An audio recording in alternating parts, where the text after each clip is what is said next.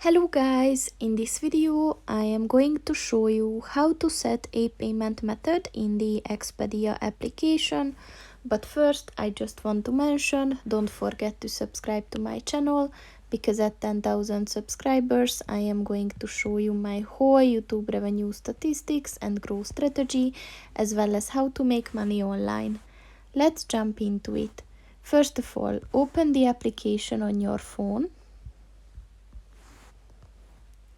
And then click on the account button at the bottom of the page on the right. And then at the profile section, click on the My Account Info button. And at the My Account Info section, look for the Payment Methods button and click on that. So first, you can provide a card description, but that's not obligatory.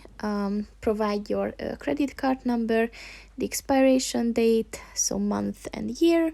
You have to provide the cardholder's name, the country, and then you also have to provide at least one billing address, so city, state, and zip code. And once you filled out everything, just click on the Save button. And that's pretty much it for this video, guys. See you in the next one. Goodbye.